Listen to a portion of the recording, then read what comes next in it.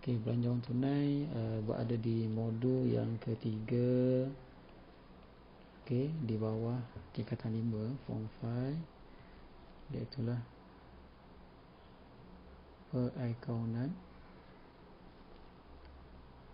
untuk kawalan dalaman. Okey, boleh rujuk buku teks. Okey. Okey.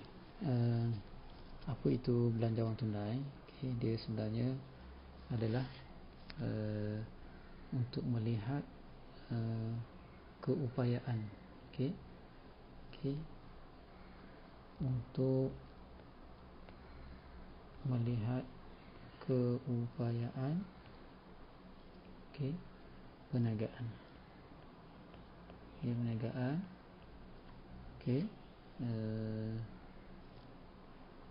Dia punya ni lah, perniagaan tu sama ada dia ada duit, ada duit tunai ataupun bank. Kita nak tengok dia punya ada banyak tunai ke ataupun ada kurangan. Dia juga adalah satu anggaran, anggaran penerimaan dan juga pembayaran. Pembayaran. Penerimaan bayaran ni apa-apa yang kita terima, kita akan rekod dalam belanjawan tunai, dan juga pembayaran. Dia sebenarnya dalam bahasa kita bajet lah, bajet berapa kita nak anggarkan pada bulan hadapan. Biasanya 3 bulan. Biasanya kita buat dalam 3 bulan lah. 3 bulan. Apakah kepentingan bila kita buat belanjawan tunai? Ada 6 perkara kat sini. So, pertama ialah untuk membuat perbandingan. Membuat perbandingan penerimaan dan juga pembayaran. Kita nak tengok macam mana siapa penerimaan lebih ataupun pembayaran lebih. Kita boleh buat perbandingan.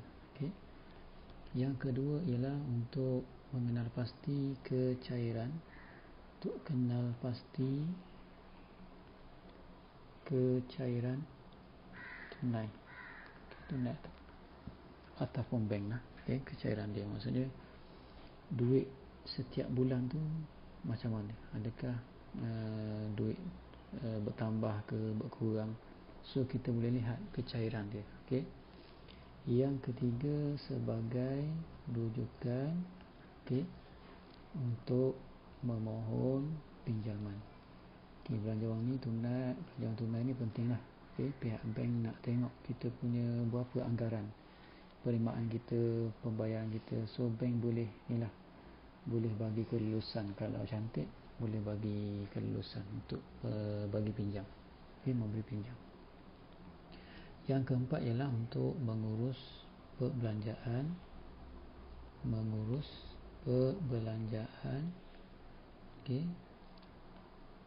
Mengikut keutamaan. Maksudnya kalau ada belanja-belanja yang tak penting, kita tak perlu sebenarnya. Kita boleh boleh mengurus. Yang kelima ialah untuk mengawal penerimaan dan juga pembayaran. Maksud mengawal kat sini, contoh berapa kita target untuk bulan depan, kita terima berapa. Pembayaran ni kita boleh target bila kita nak buat pinjaman, bila kita nak beli kenderaan dan sebagainya lah. Yang keenam, untuk mencari sumber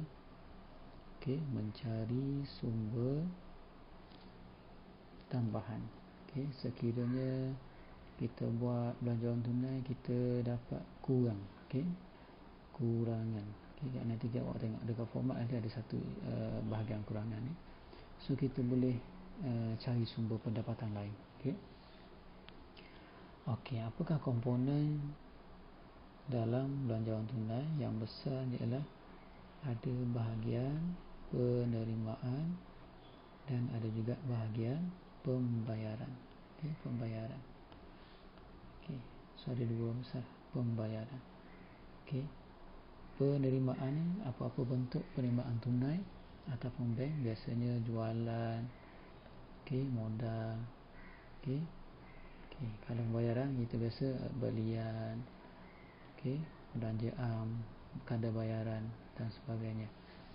Okay, so kat sini kita nak tengok format dia macam mana. Okay, format dia, okay, saya dah sediakan satu format untuk kita bincang bahagian ni, video ni.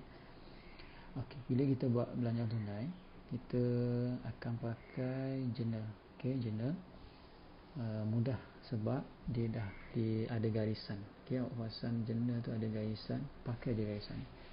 Sebenarnya tak salah awak pakai ledger, tak ada masalah sebenarnya. Okay, untuk lebih efisien lah. Okay, nanti kita tak banyak kerja lah, kita nak garis ke apa, so kita dah ada garisan ya. Okay, kalau format dia, kamu akan mula dengan nama kedai, nama perniagaan. So belanja wang tunai bagi 3 bulan berakhir 31 Mac 2000 WS ni contoh. Okay, soalan dia punya tajuk ni kamu tak perlu hafal sebenarnya, dia mesti ada dekat soalan tu, so awak salin je. Okay, awak salin saja. Okay, so ada satu bahagian butiran, ada Januari, Februari, Mac. Sebab apa ada Januari? Sebab kalau berakhir 31 Mac, kamu kira bulan sebelum. Okay, bulan sebelum ada 3 bulan. Kalau April, okay, awak kena ambil lah Mac, Februari. Okay, mula dengan baki BB. Okay, baki BB ni merujuk kepada ada baki lah, perniagaan tu ada baki. So kalau soalan tu ada baki, kamu kena rekod baki tu mesti baki tunai ataupun bank. Okay, kalau ada dua, tambahkan. Okay, jangan ambil benda lain, maksudnya baki kat sini tunai ataupun bank. Modal, okay, kita tengok bahagian penerimaan. Okay, ada butiran modal. Modal ni berbentuk tunai ataupun bank. Jualan merujuk jualan tunai. Okay, ada setiap bulan. Akaun belum terima. Okay, akaun belum terima ni bukan yang tu akaun belum terima ni merujuk kepada kita jual kita jual kat dekat pelanggan. So dia bayar dekat kita. Okay, dia bayar kat kita pada, mungkin ada syarat dia, lepas 30 hari kita akan dapat duit. So awak kena rekod, kalau sebut dapat duit mesti awak rekod sebagai ni lah, penerimaan. Okay, so ni adalah jualan kenderaan. Kita mungkin ada jual satu kenderaan lama, faedah simpanan, okay, dividen. So ni adalah pinjaman bank. Pinjaman bank ni kita dapat duit, so awak rekod sebagai penerimaan. Okey, ni bahagian penerimaan. Okey, kita tengok bahagian perbelanjaan atau pembayaran. Okey, bahagian pembayaran. Okey, butirannya ada belian, merujuk belian tunai, akaun belum bayar ni. Kali ni kita pula buat bayaran. Okey, kita buat bayaran kepada akaun belum bayar. Kita mesti rekod. Okey, dalam soalan tu dia akan sebut, okey, bayaran selepas 30 hari. So kita yang awak kena rekod. Okey, butirannya adalah akaun belum bayar. Kadar bayaran, okay, biasa angsuran pinjaman. Okay, kita dah buat pinjaman, bila angsuran kita rekod sebagai pembayaran. Okay, so ni adalah pendahuluan. Pendahuluan ni merujuk kepada kita beli kenderaan, terus kita bayar deposit. Okay, kita bayar deposit ni kita tulis pendahuluan kenderaan. Okay, so ada jumlah pembayaran. Okay, lebihan tu kewangan kamu kena kira, nanti kita akan kira sama-sama. Okay, baki HP. Okay, mula-mula sekali kamu kena tutup semua jumlah penerimaan setiap bulan. Okay, cara dia awak kira setiap bulan tu. Okay, contoh bulan Januari, jangan ambil kira baki. Okay, baki tu jangan ambil kira. Okay, 10,000 tambah 6,000 tambah 3,000 tambah 100. Okay, yang apa kat sini adalah 19,100. Okay, untuk bulan Februari 9,000 tambah 4,000 tambah dengan 14,000 tambah dengan 1,000 tambah 100, 28,100. Okay, pada bulan Mac 12,000 tambah 5,000 tambah 200 tambah 20,000 tambah dengan 137,300. Okey. Seterusnya awak kena kira jumlah pembayaran setiap bulan. Okey, kita kira pada bulan Januari 2000 tambah 1000 tambah 400. Jawapannya ialah 3400. Okey, pada bulan Februari 3000 tambah 1000 tambah 400 tambah dengan 30,000. Okey, 34,400. Okey. Pada bulan Mac 5,000 tambah 2,000 tambah 400 tambah 2,000 9,400. Okey. Okey, bila dah kira jumlah, awak kena kira bahagian lebihan kurangan. Lebihan kurangan ni ialah jumlah penerimaan tolak jumlah pembayaran. Okey, pada bulan Januari kita nampak 19,100 bahagian penerimaan tolak dengan jumlah pembayaran. So awak dapat 15,400, 15,700. Okey, 15,700. Okey. Okey, 15,700. Okey. So kira pula bahagian Februari 28,100 tolak 34,400. Okey. Okey, awak dapat negatif. Okey, tulis je negatif ataupun kita panggil kurangan. Okey, kalau negatif kurangan, kalau positif lebihan. Okey, pada bulan Mac 37,300 tolak 9,400. Okey, awak dapat 27,900. Okey, ni bahagian lebihan kurangan. Okey, kalau negatif itu menunjukkan ada kurangan okey pada bulan tersebut. Okey, seterusnya yang terakhir baki HB. Baki HB dia punya formula baki BB tambah lebihan. Kalau kurangan tolak. Okey. Contoh pada bulan Januari tambah 7,000 tambah dengan 15,700. Okey, awak dapat 22,700. Okey. 22,700 baki HB akan naik pada Februari akan jadi baki BB. Okey, bawa ke bawah. Walaupun tulis atas, nama dia bawa ke bawah. Okey, 22,700. Okey, awak perasan ada kurangan. So awak kena tolak kurangan 6,300. Okey, 16,400. Okey, naik lagi sekali 16,400. Okey, 16,400 tambah dengan 27,900 iaitu lebihan kat situ. So awak akan dapat 44,300.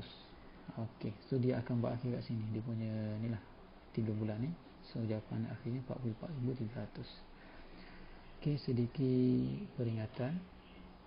Okey, kalau ada butiran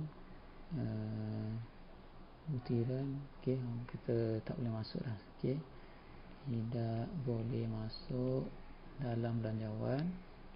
Okey, pertamanya ialah jualan ataupun belian kredit. Okey, jualan kredit, jualan hutang. Okey, jangan rekod. Seterusnya ialah peruntukan hutang ragu. Okey, tak boleh rekod juga. Okey, tak boleh rekod. Kalau ada, abaikan. Seterusnya ialah susut nilai. Okey, ataupun susut nilai tak kumpul.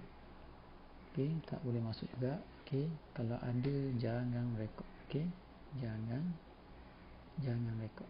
Okey, abaikanlah. Okey, abaikan. Okey, ada satu bahagian dekat belanjawan tunai tu dia buat satu anggaran ataupun perbandingan penerimaan dan juga pembayaran sebenar dengan yang dijangka. Okey. Okey, bahagian ni mudah je. Pertamanya awak kena kenal pasti mana satu bahagian, mana satu item penerimaan, mana satu pembayaran. Okey, penerimaan kat sini ialah jualan dan juga komisen diterima. Okey, mana satu pembayaran. Okey, ada belian kadar bayar. Penting sebab kita nak buat perbandingan dia punya prestasi ni. Okey, kalau kita faham dia punya penerimaan bayar ni, kamu tak ada masalah. Okey, saya bagi contoh. Jualan 27,000 yang sebenar, yang dijangka 25,000. Okay, cuba awak fikir. Yang sebenar kita dapat 27,000, yang dijangka kita jangka pada tu sekian bulan tu 25,000. Okey, adakah bagus? Tak bagus. Sebenarnya bagus. Okey, jawapannya kita tulis memuaskan. Okey, memuaskan. Okey, prestasi perniagaan ni okey, memuaskan. Okey. Okey, cuba awak tengok. Komisen diterima 300, yang dijangka 600. Kita jangka 600 tapi dapat 300. Adakah dia memuaskan? Dia adalah tidak memuaskan. Okey. Apa yang kita rancang tak dapat. Okey, maksudnya kuranglah 300. Okey, ini bahagian penerimaan. Cuba tengok pembayaran, iaitu belian. Okey, contoh belian sebenar 10,000, yang kita jangka 12,000. Kita jangka 12,000, maksudnya kita belanja, tapi yang kita bayar hanyalah 10,000 saja. Adakah bagus? Sebenarnya bagus, ataupun awak mesti tulis memuaskan. Okey. Sebab kita jangka lebih tapi kita bayar tak banyak, tak sampai 12,000. Okey, kurang 2,000. Okey, seterusnya ialah contoh kadar bayaran 1,200 yang sebenar, yang dijangka ialah 1,000. Kita jangka 1,000 tapi yang kita bayar 1,200. Adakah memuaskan ataupun tidak memuaskan? Okey, jawapannya ialah tidak memuaskan. Okey, tidak memuaskan. Okey, sebab kita jangka 1,000 tapi dah kita bayar terlebih RM200. Okey. Okey, itu sahaja bahagian belanja wang tunai, sedikit sebanyak. Semoga boleh fahamlah. Okey. Okey, terima kasih.